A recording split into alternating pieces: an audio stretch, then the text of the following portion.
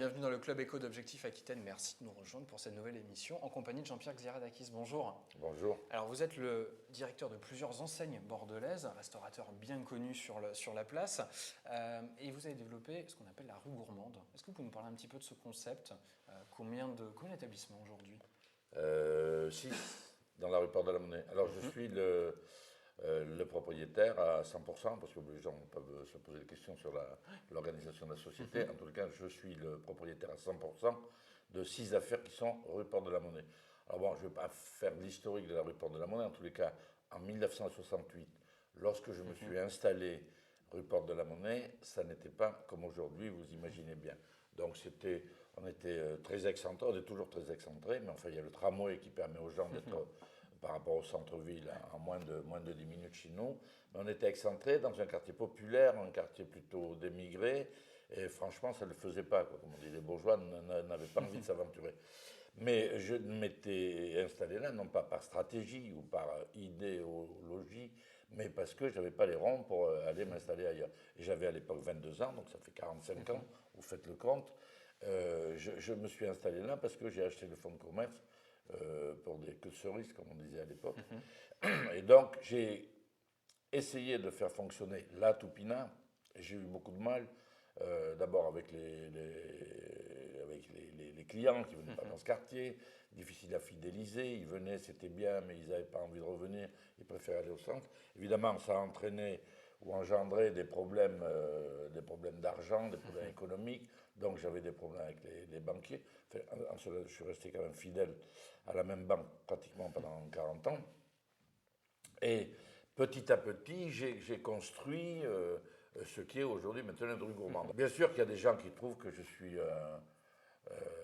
excusez-moi l'expression, mais un gros con qui veut tout racheter. Or, je suis désolé, mais c'est pas ça. C'est que j'ai créé autour de moi un environnement qui correspond à l'idée que je me fais à la fois d'une rue gourmande, parce qu'il y a des rues gourmandes qui existent dans des malls américains. Ils font des rues gourmandes. À Lyon, il y a la rue du Bec, qui est dans une ancienne usine. Mais autrefois, les gens étaient classés par profession. Pourquoi aujourd'hui, il y a encore des noms qui ont des noms de rues qui sont gascons, comme la rue Carpentier, la rue de la Fusterie, la rue des Forts. Tout ça, les gens étaient groupés par profession. On ne donnait pas l'adresse, on disait va dans le quartier des forgerons, la rue des Forts.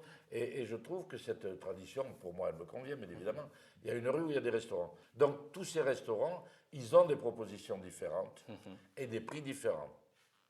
Alors, bien sûr, ouais, putain, la Tupina, c'est cher. J'ai entendu des milliers de fois. C'est cher par rapport à quoi? Nous, les produits, on ne les vole pas, on les achète. Je préfère acheter un poulet qui a gambadé dans la nature et que le mec va me vendre 20 ou 30% plus cher que des poulets, des pseudo-poulets élevés en batterie, mais en liberté, parce que la liberté, par rapport aux critères, c'est 1,20 m autour des pattes du poulet. Moi, j'achète des vrais poulets qui coûtent plus cher, et donc on les vend plus cher. Et on fait des prix qui correspondent à mon activité. Moi, on a 40 personnes, il faut qu'à la fin du mois, je les paye. Est-ce que justement cette offre, elle peut s'élargir encore? Est-ce que vous partiriez sur un 7e établissement? Non. Je pense que j'ai fait une vraie connerie d'en ouvrir 3 d'un seul coup, et que maintenant il faut digérer, et qu'on est en période de crise, et qu'on a les mêmes soucis que les autres. On n'est absolument pas plus fort que les autres. On est en plus loin du flux de touristes, mais qui est intéressant ou pas intéressant. En tous les cas, pour ce qui est de nouveaux projets ou de nouveaux investissements, je pense que je suis plutôt sur la retraite, enfin la retraite, le recul que le développement. Mais rien ne nous empêche effectivement d'essayer de développer les boîtes dans lesquelles on est présent et de voir s'il y a des gens qui peuvent nous apporter à la fois des idées, du sang neuf. Enfin, moi, des idées, c'est. On est toujours. Ce qui fait notre crédibilité, en fait, ou ma crédibilité. Alors, bon, les gens disent il a mauvais caractère, c'est un sale con, etc. Bien sûr, il y a des gens qui m'agacent et je leur dis, donc j'ai au moins le mérite de dire les choses normalement, enfin normalement, quelquefois en colère. Mais en tous les cas, moi j'avais des convictions quand j'avais 22 ans ou 23 ans sur mon environnement, les produits, sur les gens avec qui je travaillais. Elles n'ont pas bougé. J'ai pas fait des sushis ou de la cuisine sino, italo, Vous n'avez pas fait machin les truc, girouettes. parce que c'est la mode. Moi, je suis resté dans mon sillon qui a été creusé et que j'ai continué à entretenir. Bon, bien ou pas bien, en tous les cas, bon, maintenant on parle de concept. C'est la rue gourmande, pour moi, elle est utile parce qu'elle a plusieurs propositions de bouffe et on vend des conserves et on vend du vin. Je trouve que c'est bien. Moi, ça me va bien. Après, l'histoire des locavores, c'est quelque chose que finalement, on avait lancé ça dans le cadre de mon association quand j'étais président, travailler avec des producteurs locaux pour éviter les longs voyages, c'est-à-dire arrêter d'acheter des haricots verts qui arrivent du Sénégal ou d'Afrique, arrêter de bouffer des fraises en hiver, ça vient en avion, ça pollue l'atmosphère, c'est pas du développement durable, on ne fait pas travailler les producteurs locaux, on n'a plus de notion quand vous bouffez des cerises, moi, c'est ce qu'a dit Juppé et Christin, bouffer des cerises au mois de décembre, c'est complètement con. En plus, on fait redécouvrir les saisons à nos enfants en disant non, les fraises, c'est dans un mois, quand tu auras 4 ans ou quand tu auras 5 ans. C'est pas on bouffe des fraises tout le temps. Les cerises, c'est un peu après. Et tu vas voir quand il y aura les pêches de vigne, on réapprend. Mais surtout, on fait travailler les producteurs locaux. Donc c'est ce qu'on fait, nous, à Cousina.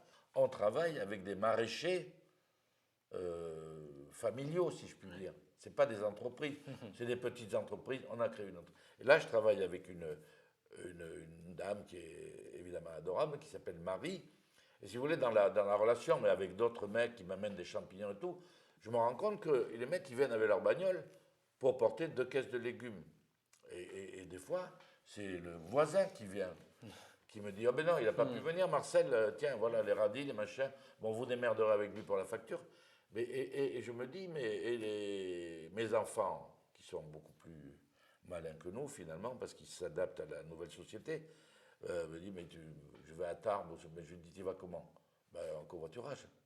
Je dis, putain, mais comment ça marche le covoiturage? Mais papa, tu regardes sur Internet, et tu mets un truc, il y a un mec qui te répond, je pars à 8 heures, je vais à Tarbes, je reviendrai dans l'après-midi, je te prends, ça coûte 12 euros.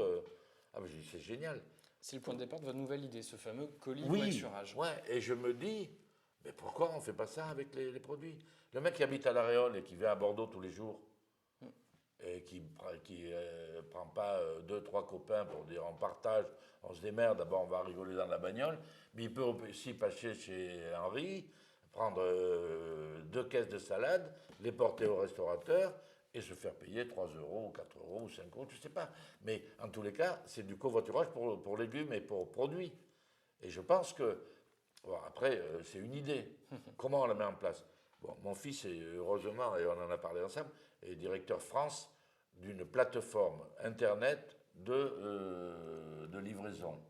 Mais eux, ils livrent des camions en Russie, ils livrent des machins. En fait, c'est une grosse société qui est son siège aux États-Unis. Et là, ils ont un bureau à Amsterdam. Donc, ils travaillent à Amsterdam. Et il me dit, mais papa, c'est une super idée. Ce qui a réussi pour le covoiturage Peut s'appliquer pour... peut s'appliquer pour le mec qui passe devant l'autre qui est avec son petit camion tous les jours. Jean-Pierre Xeradakis, merci beaucoup de Ouais, nous avoir présenté merci à à la vous. fois la rue Gourmande et ce projet de colis voiturage. Merci à vous d'avoir suivi cette émission. Rendez-vous demain à nouveau pour le Club Éco. Bonne journée, au revoir.